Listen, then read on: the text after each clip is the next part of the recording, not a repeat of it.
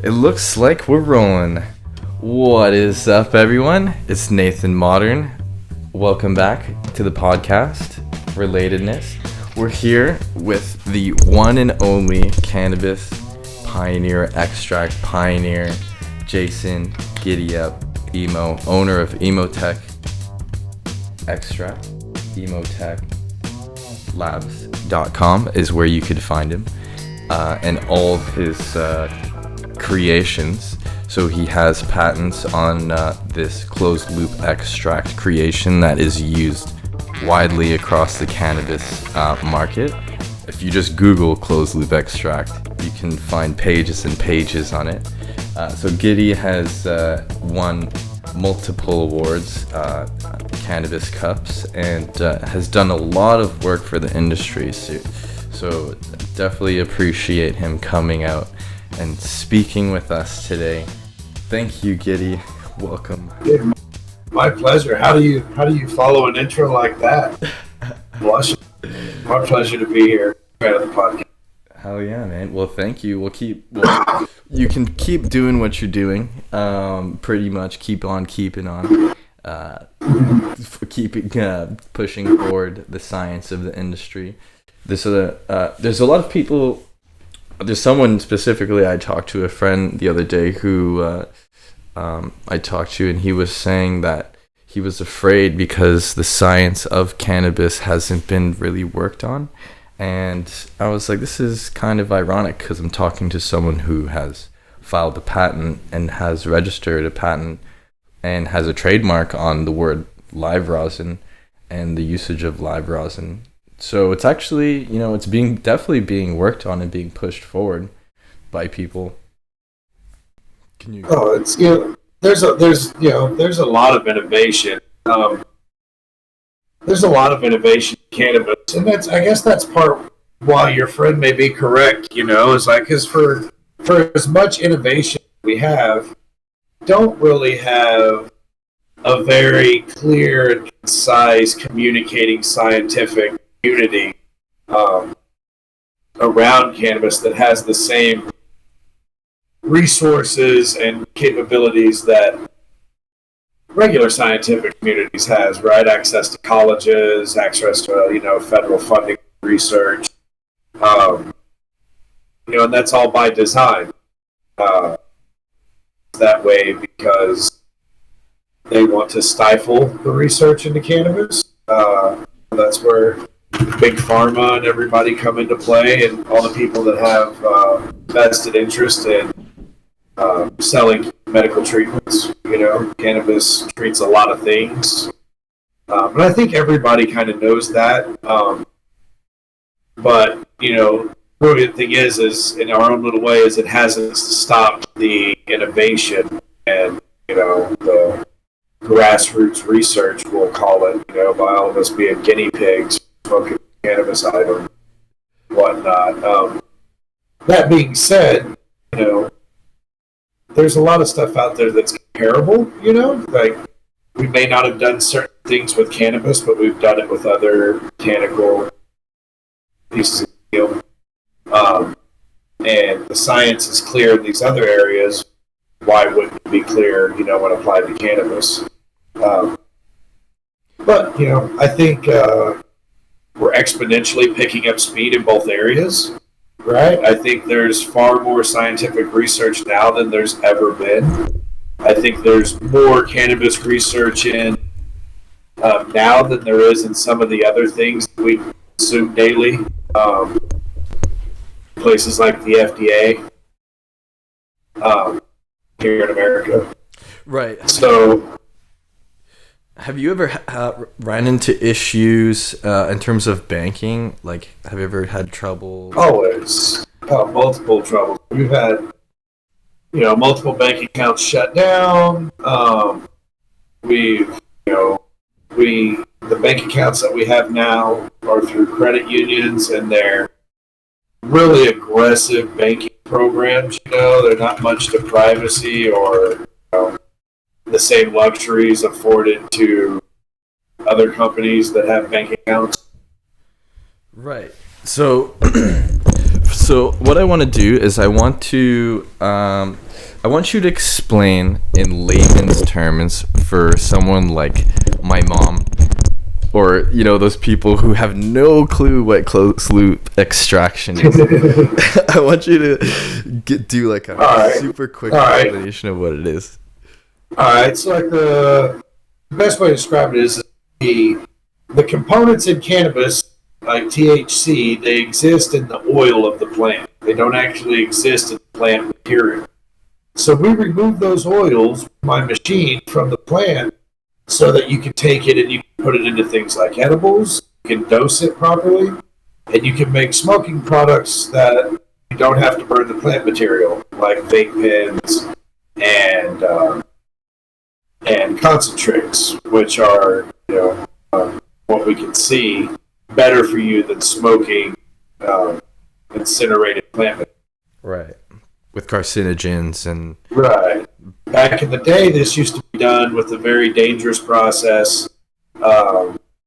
And nowadays, it's done through equipment like my patent equipment that meet today's standard coding requirements and safety requirements, people using it.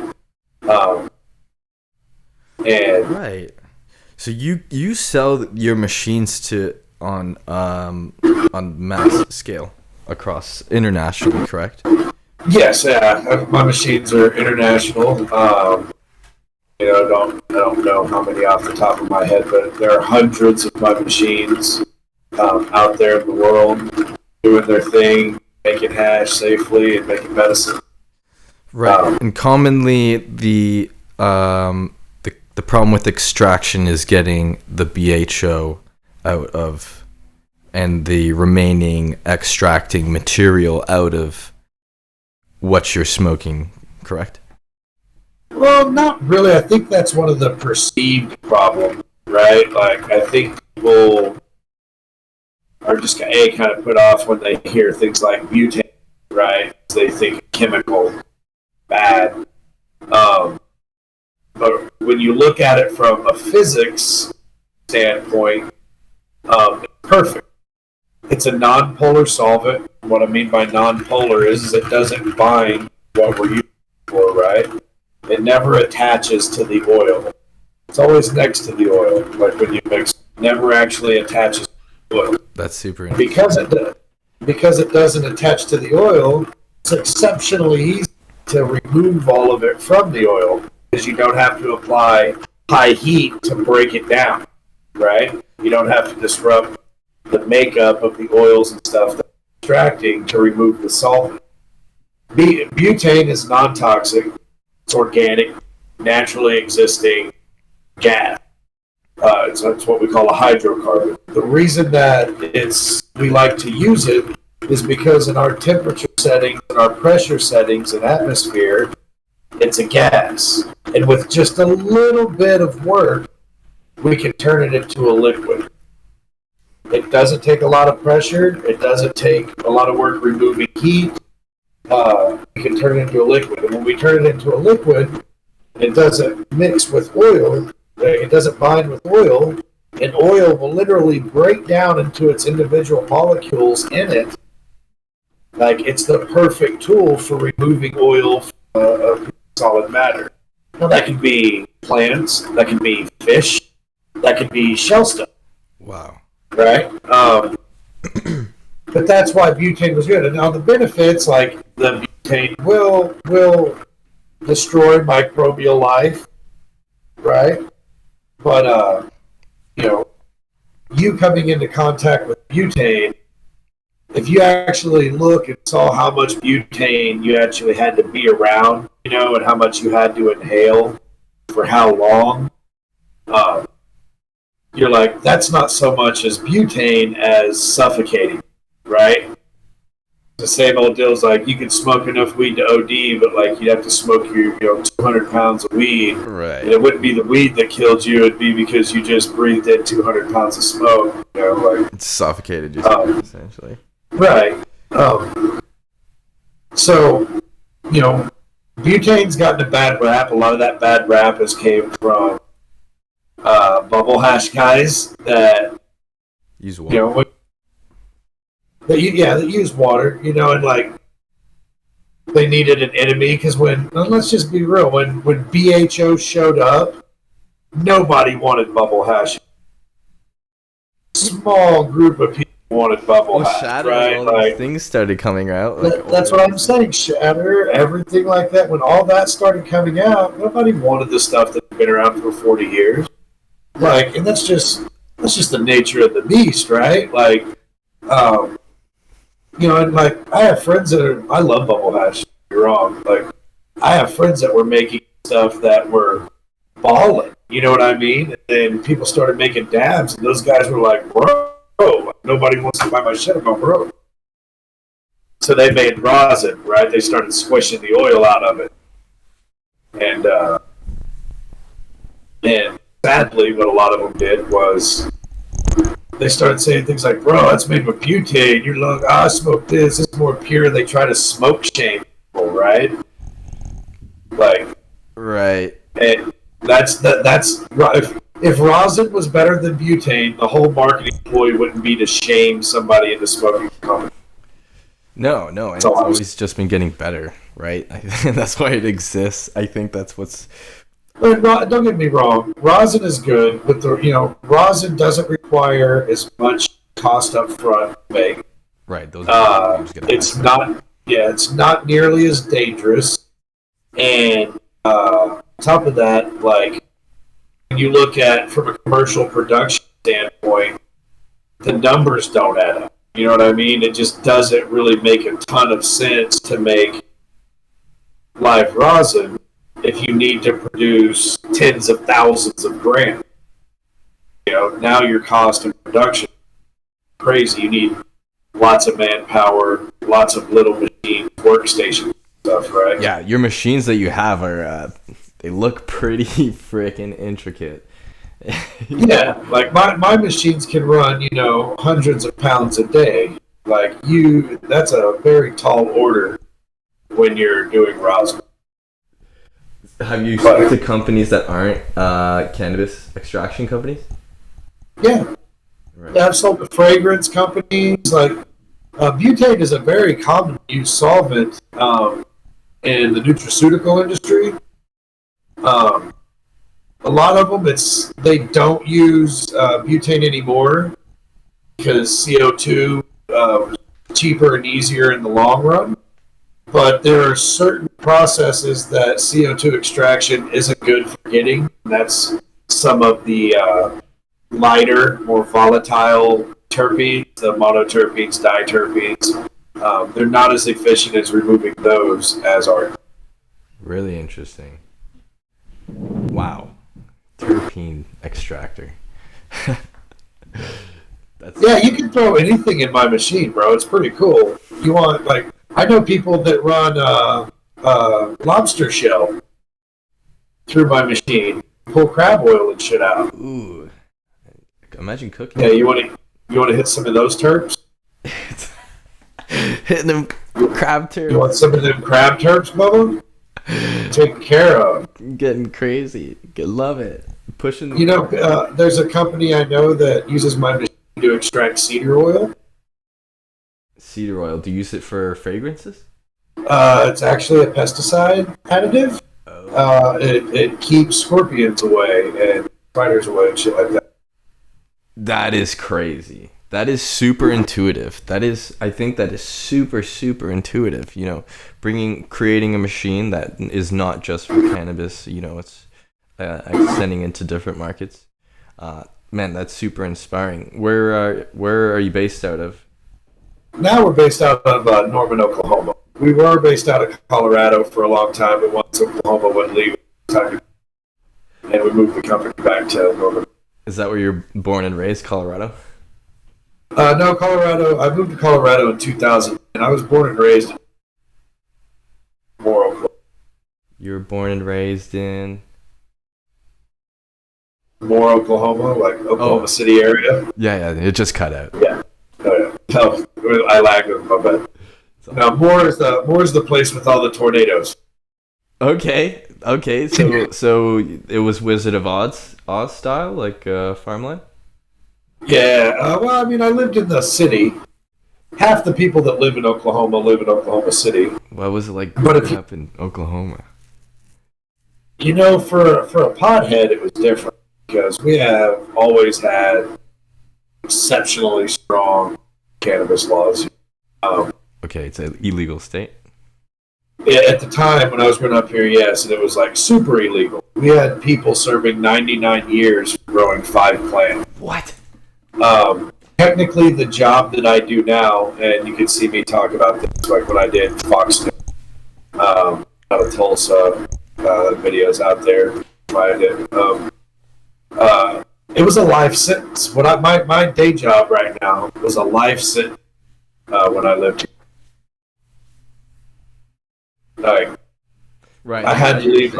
Pig. Yeah, I had to leave home to follow my dream because my dream quite literally got me put in prison the rest of my life.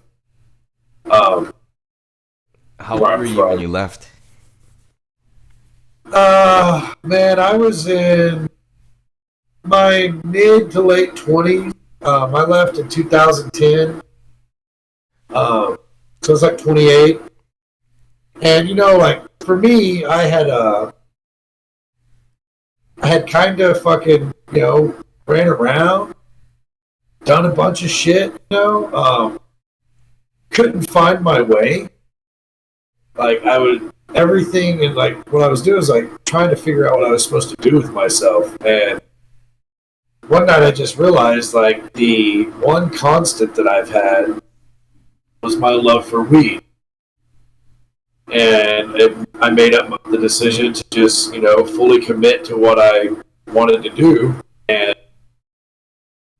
Colorado was not like legal yet, but it wasn't being enforced. So I had to move up there and like figure out how I was going to get in, to a budding industry. We opened a dispensary, lost it.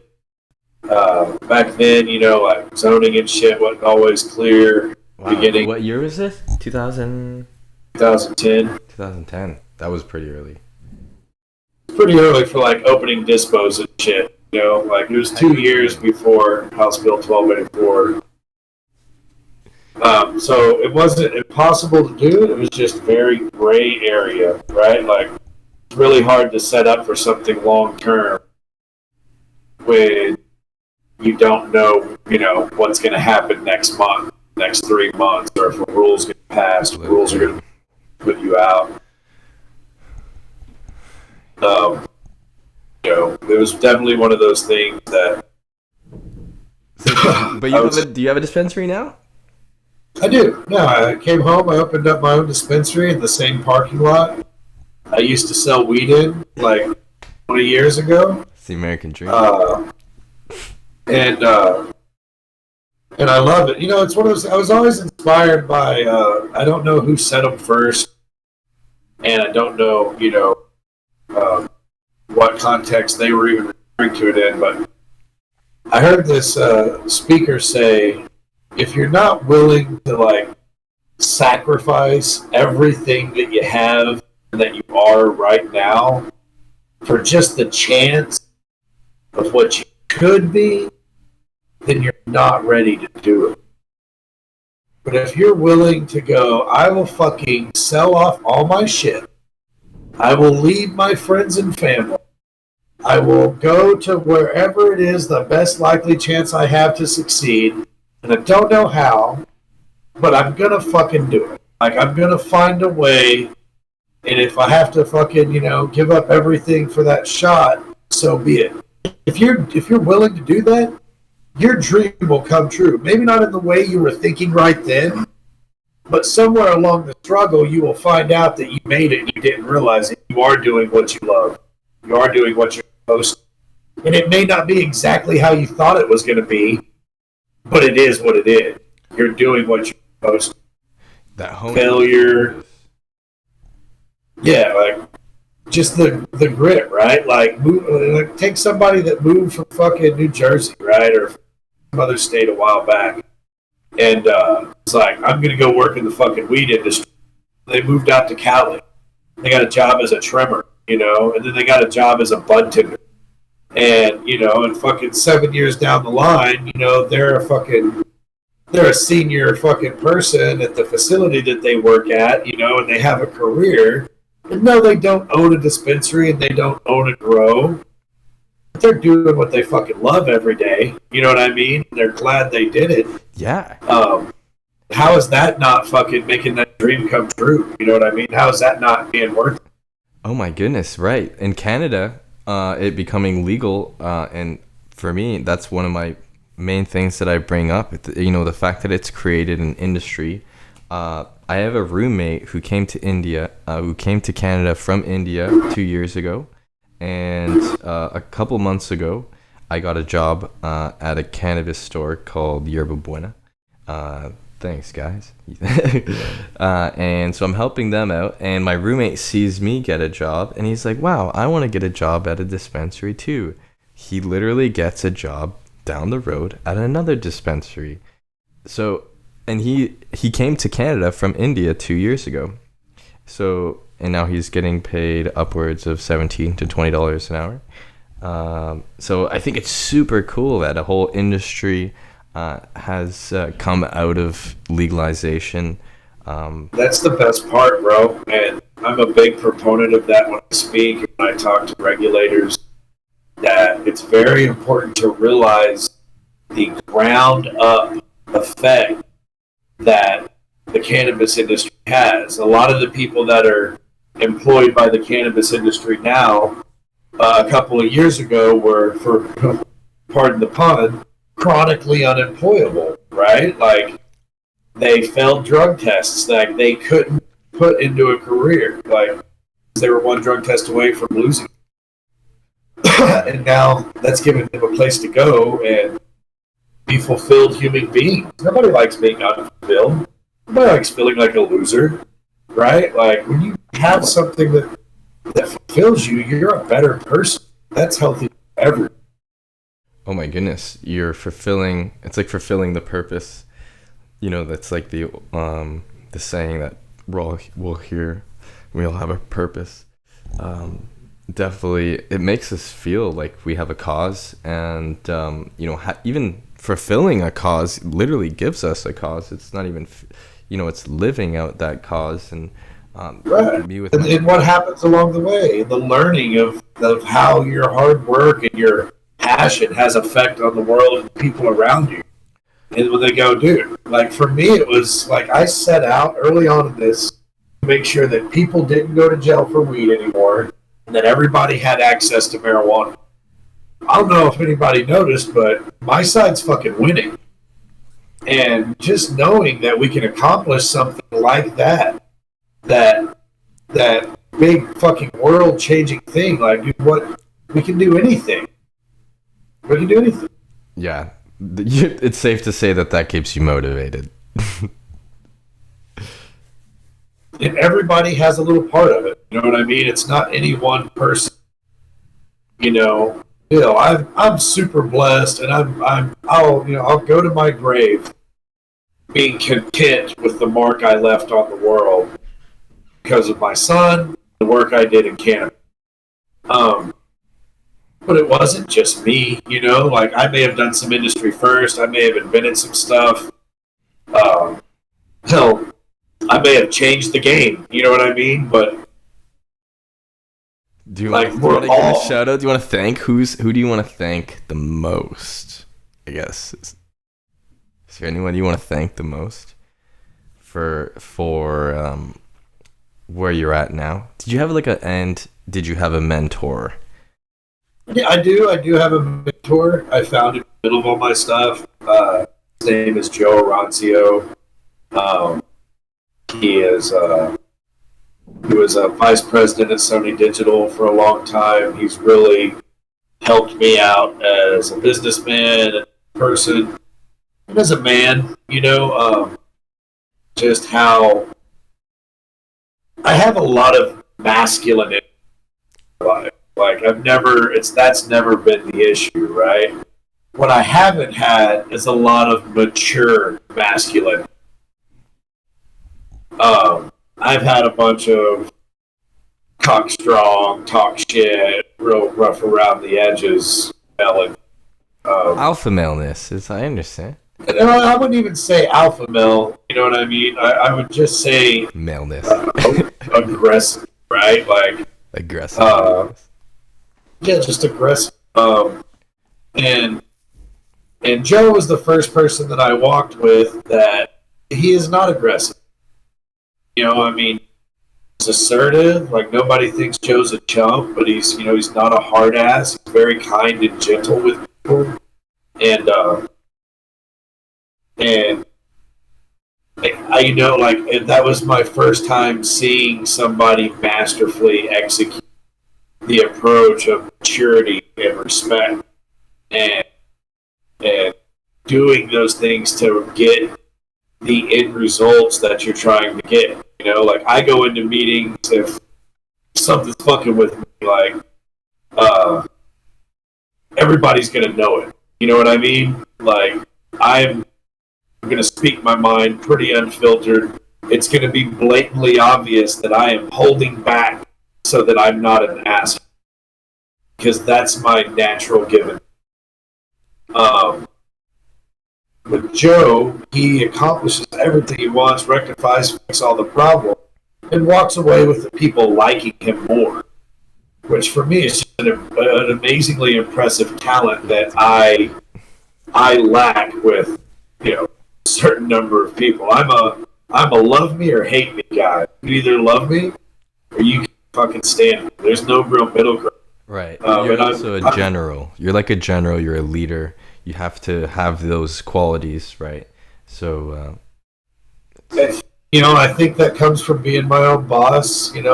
Sometimes, 19, and being the person that makes the decisions and doing all this shit. Like you kind of get hardened to the feelings aspect side of it and stuff. And you're just really result oriented. Sometimes people's feelings hurt, and you seem like you don't care, but like when you're working and trying to accomplish something for a large group of people or a company, try not to let your feelings get involved in it. But not everybody can do that. And we see that in the worst end when you see, Hollywood salates, the type of environment that Joe, my mentor, came up in. We're talking fucking network movie executives, bro. Like, it doesn't get any more fucking cutthroat. Right. I've heard some of them talking. I've worked on some films. Right. Like, they're fucking scary. no friends, no ethics, right? Like, they'll just fucking eat their own young to get ahead. And that's probably the most impressive I can think of right now about my mentor, is that he existed in a world like that on his own terms, never, sacrificed his integrity and never became a jaded dick like I am. Right. I can see how that can happen, especially after going through so many scenarios that can harden you and make you into definitely, an angrier or Are you happy where the current state of cannabis is? Currently? Are you happy with the Chads, Brads fucking taking over and the brands, the people that existed in the cannabis industry for the years before that being pushed out? The National Guard being used against cannabis growers in Northern California? Overtaxation of medical marijuana patients. Selective laws where they're trying to corner the market and give it to their pharmaceutical friends. It's like, is that what you wanted for cannabis when you saw this change taking place back in the day that inspired you to fuck with it? Talk about it? That's a good point. For me, I never really saw it like that. I just saw it as a push forward. Just, we need to get this done. It needs to happen now. It doesn't matter how it's done. And when that happens, and this is real important, I think, for everybody to understand with our current climate of politics, is that when you are driven to an emotional reaction, any port in a storm will do for you if you are emotional enough. That means you will go with an idea that seemingly looks like it's a push in the right direction, when in actuality it's the setup, the exploitation of your emotion. Right, and that exploitation is what has happened indeed. And I think that's the battle between maybe good and evil in the industry, because, man, the packaging for cannabis. Oh, do I have something around here? Yeah, I do. I'm sure you do. How much trash are we putting back in for supposedly a green industry? You know what I mean? You can get a gram in this type of container. One single. It's ridiculous. It's ridiculous. It's ridiculous. Yeah, it's not. Put that up to your ear, you can hear the ocean. But you know, that happens. That's how the powerful stay powerful. These are all tools in their tool cabinet. This transition, weed transitions to everyday politics. You know, like Getting paid somewhere. It behooves all of us to take our time when we're building something, so that we're building something that lasts a long, not something that becomes a problem. In my state now, a lot of people that supported medical marijuana don't support it anymore because of the ineptness of our state on enforcement of illegal grows. Oh, wow. And the buying up of local property from out of state and out of country investors. It's just right? monopolized so hard, really? Oh my goodness. Yeah, like everybody knows somebody that's into it, and they can't come together to help us as an industry. They can only see how to make money off of us by hindering and over-regulating us, over-taxing us. It's a medicine, and they're regulating it and taxing it like a vice, without letting it have the same market share that a vice has. It's a broken system. Broke. It'll never really work. And that, my friend, they realize now too can be part of it. Because if every state is different, and every state is broken in its own way, well then who's going to step in to try and take it? The federal government. And then we'll get federal laws on top of our state. And we'll all have to conform to something that, in more likeliness than not, if history is our teacher, is going to make it worse. You're not excited for Daddy Biden? I'm not excited for anybody in the government, really, when it comes to weed, but definitely not a politician. Not a Sleepy Joe. Sleepy Joe. Yeah, Paul. I'm a slightly right-leaning conservative, right? Like, I'm more of a moderate unless you take me to a very liberal place, right? Like, I am a liberal in Oklahoma, and I am a conservative in Hollywood. Right. And so when I see the back and forth, and I see how everybody's just kind of stacking up their pieces and their exploitive tools, right? Like, they like, boom, cannabis. All right, well, let's look at cannabis and how is it racist, right? Oh, well, cannabis is racist because predominantly people of color have been taken to jail more for cannabis than white people, and now white people are making money off it. Bro, have you seen how diverse the ownership is in the medical marijuana world?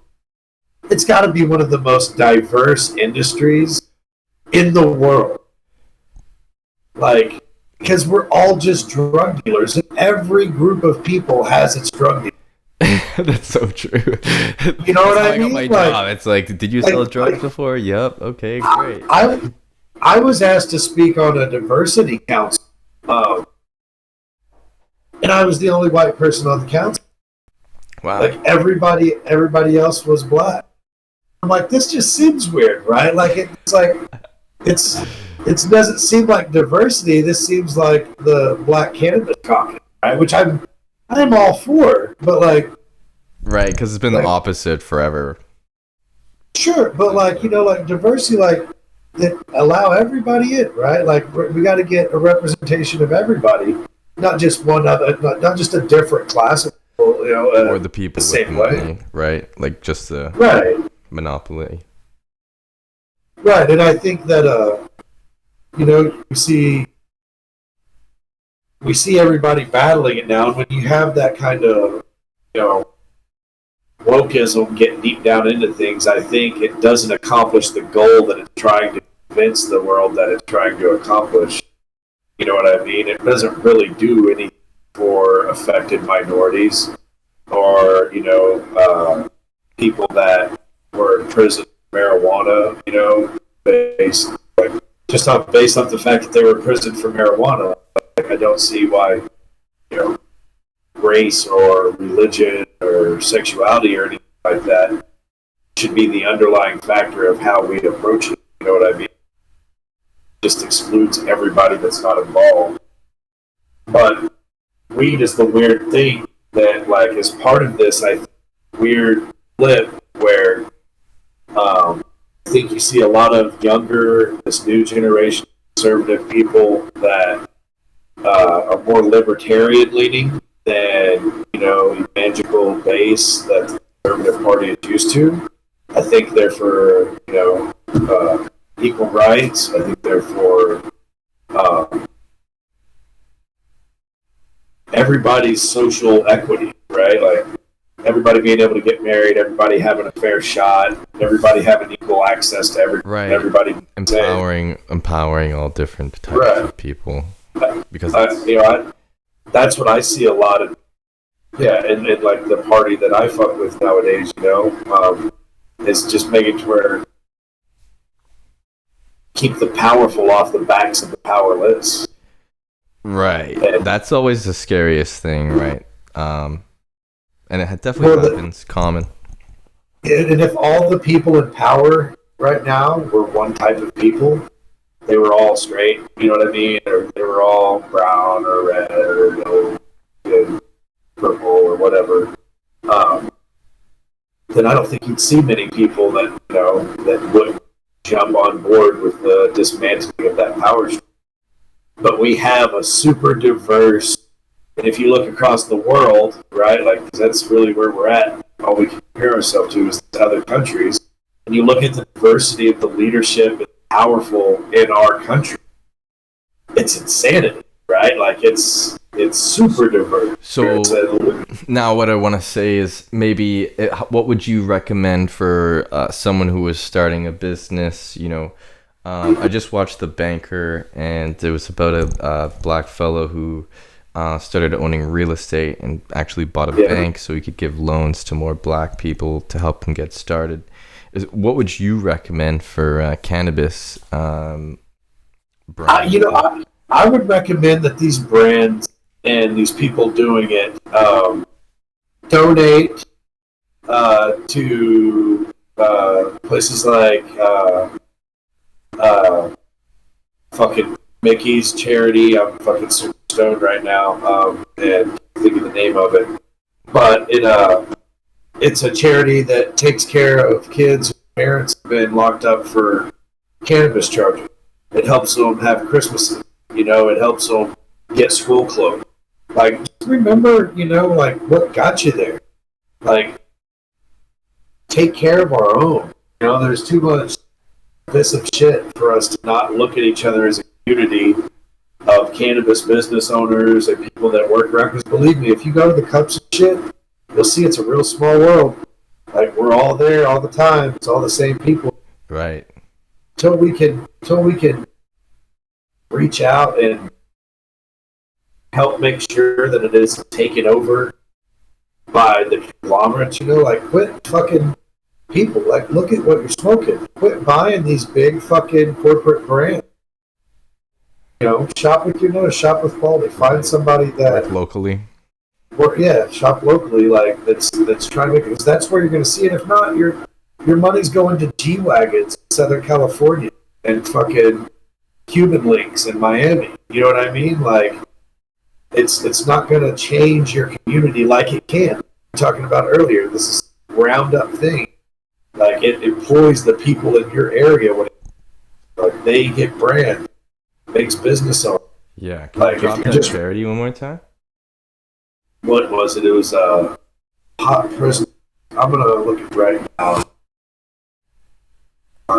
Yeah, that's super cool. Because there's definitely I'm gonna get one of the old CEOs of Canopy Growth Corp, hopefully on the podcast, and he's done some great things. You know, I want to get people who are pioneers. You know, he did start a corporation of cannabis, but he left the company, maybe removed from the company. I'm not sure the exact story. Hopefully we can get it cleared up in a podcast. And so yeah, man, I definitely I'm looking right now.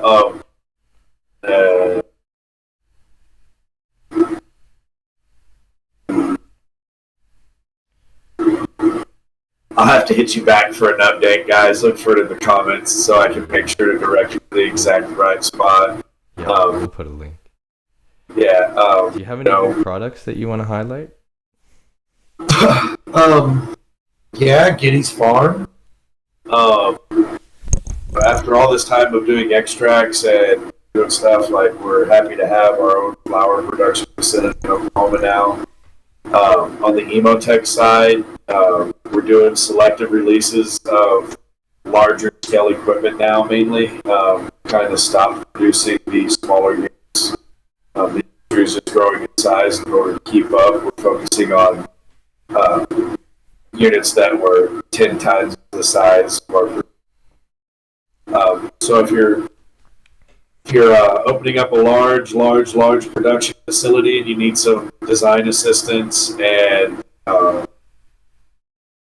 sourcing your equipment and setting up your line for you, we're always available. Yes. And where do you distribute the bud that you grow at your farm? All over the state of Oklahoma. We're looking forward to Oklahoma. Now, do you have a strain that you want to... Do you have like a favorite strain that you grow? Always, man. I'm a big fan of my garlic bud cut. Garlic bud? Yeah, it dumps. It's our garlic. It's one of the old 90s garlic bud cuts. Is it like more of an indica, sativa?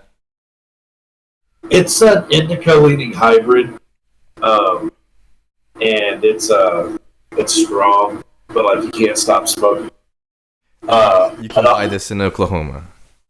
Yeah, you can buy it in Oklahoma. And if you want to try some of our concentrate, that's more your thing. Check out High Voltage Extracts up in Canada.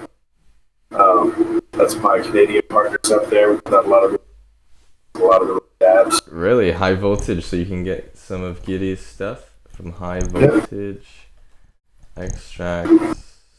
I wonder if they distribute legally.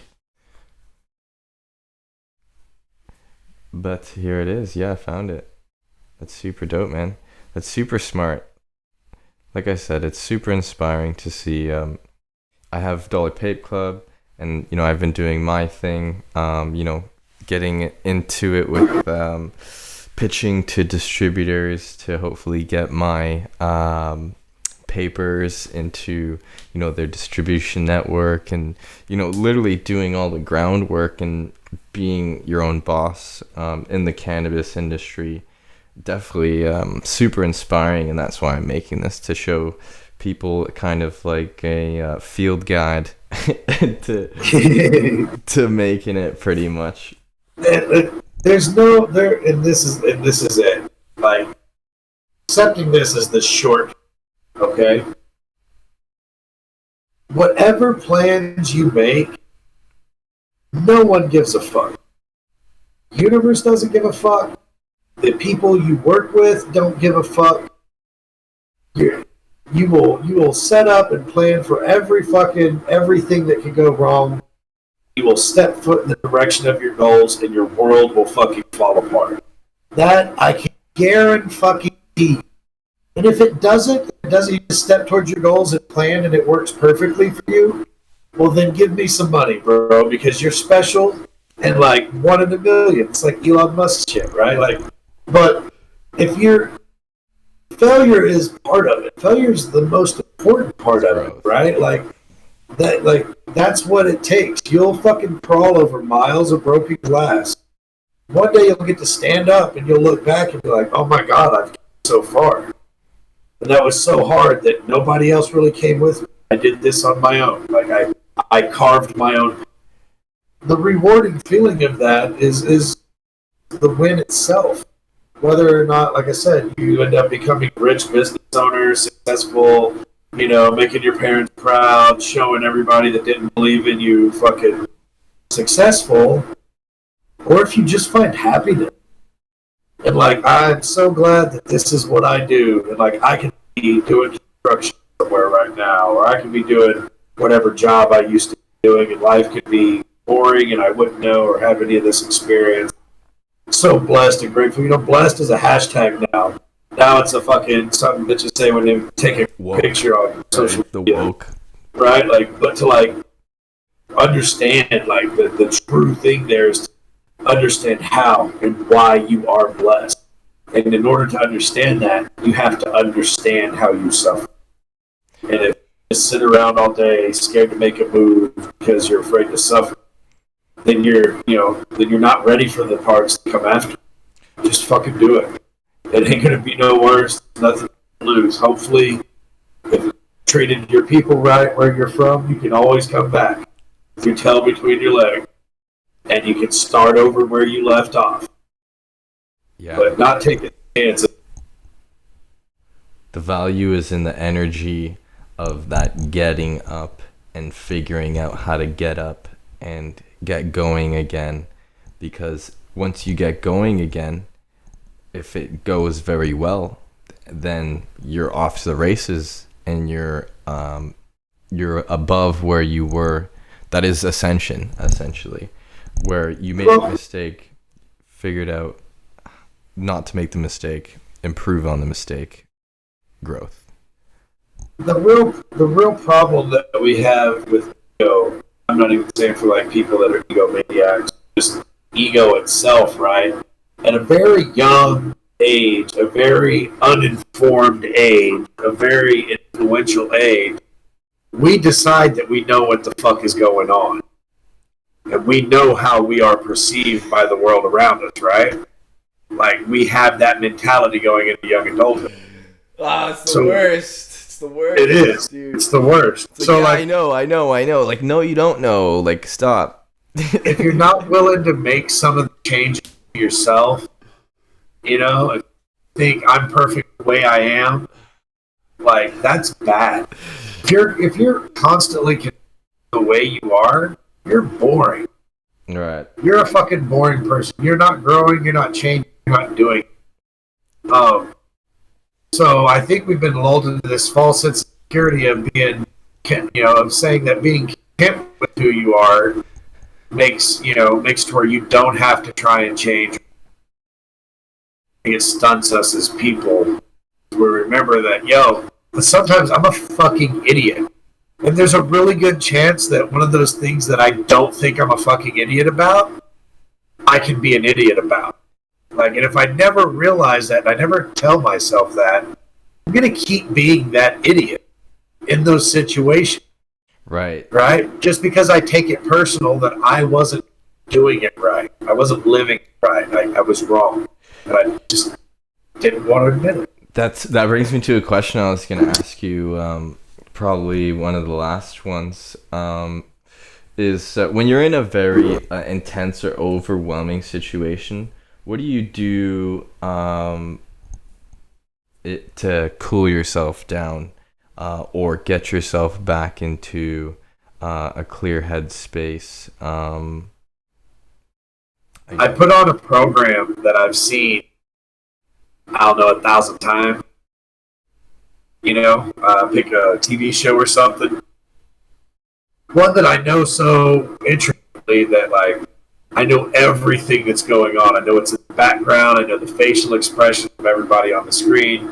I know what they're going to say without looking at it. I can literally picture it in my head, just like watching it on the show, right? You're familiar. And Yeah, and I do that, man. I don't know if I'm the only one that does it. I don't even know if it's good or bad, right? Like, But it works. but it works, right? And like, I literally watch it in my head as opposed to watching it on screen. And I let my head fill in all the pictures that I know are there, and I know all that. When I'm doing that, I can't think about much. Yeah. You know what I mean? Because I'm literally jumping around like flash frame on a scene. I'm looking at colors of shirts. I'm looking at, where eyes are pointing, what's in the background. Like, I'm trying to paint this whole image that essentially eats up all my bandwidth so that I just focus on that and nothing else. And usually by the time I'm done with an episode, it's almost meditative. It's more like kinetic meditation, if we can coin that phrase now, right? It's instead of the absence of everything, it's like immersion in the static. Yeah, you're creating a world essentially. Like, just trying to keep my brain going at the pace that it runs with during the day. That's why I smoke. Like I catch up to my brain when I smoke. It don't always make sense, but like I'm going at the same speed that my thoughts are going. Yeah. And like, I would love to hear if anybody else does something like that, because I can tell from the comment section on a bunch of the shit that I watch that I can't be the only one. Like, I've watched this like 800 times now. Like, fucking quoted. Hell yeah. I'm sure my wife looks at me crazy because she'll walk into my office. I'll have like an episode of Star Trek, The Generation, playing while I'm doing something on another screen. There's something therapeutically relaxing about it, and I know it for a fact because I went to London, England, and I didn't have access to bud, and I had been smoking for a long time, so I had lost my appetite and a little, and I was having some trouble sleeping, so I watched hockey, and hockey is like, there's only like 3 frames. Home side, away side, and middle of the ice. Right. Like, so it was just bouncing back and forth, and it was just so therapeutic for me. Oh my goodness, it's crazy. It made me fall asleep so easily. Human brain's crazy thing, man. Crazy. Everything more or less see or fuck with on a daily idea, like food, communication, rest. Like, we all started without any of that shit. Literally, us created everything that we see today and all of its glory. We are the creators. Well, some people are consumers, but I feel like we are creators. Well, I mean, everybody's a creator in their way, like in the code, whether the creation comes from inspiring another person because of the problems you have with, right? Okay. Guys like, dude, this guy, like, people can't swing a hammer anymore. What's it with nail gun? That's faster, quicker. You don't wear out all day. Right. Right? Like, it's all our interaction. Literally just stuff that exists in our own mind that brought all this possibility of everything that we're doing.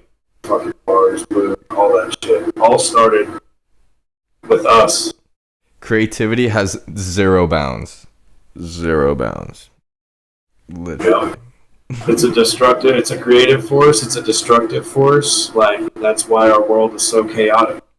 You can't create something without destroying something. That's a very real thing. You can't create nylon without destroying that textile. Can't do a cash for clunkers program to help Social Security without hurting mechanics that made a living on working on cars that broke down. Like, can't simplify something and not create another new problem that creativity is going to have to overcome. It's a self-fulfilling prophecy. Right. We're at the point where people are breaking windows so they can fix it after and call the people so they can fix it. Right. I mean, stuff like that, like we get blindsided because we're being pushing forward and, for lack of a better term, being aggressive, right? Like, is just good for everybody because we're pushing the ball forward and we're getting along. But in the end, the faster you push that, the more you bowl over, and in the wake of that progression lies chaos. Right, exactly. That's a good, that shattered glass, you know, fucking metaphor is perfect. Chaos. The chaos that ensues. Just to be fixed by someone waiting to fix it. But there's definitely, you know, a balance. We got a lot of work to do as people. And my little closing deal on it is my contribution to that has been, I think weed helped with almost all of our problems. Yeah, there's been a shattered glass for a time with cannabis.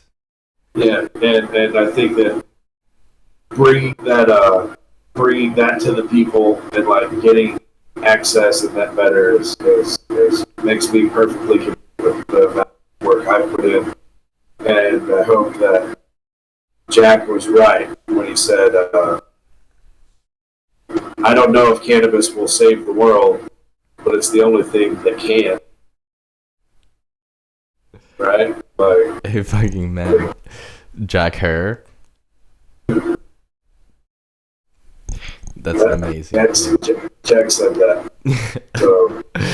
That's an amazing quote. I totally want to end on that, man. I thank you so much for coming and sharing your wisdom with everyone. Me.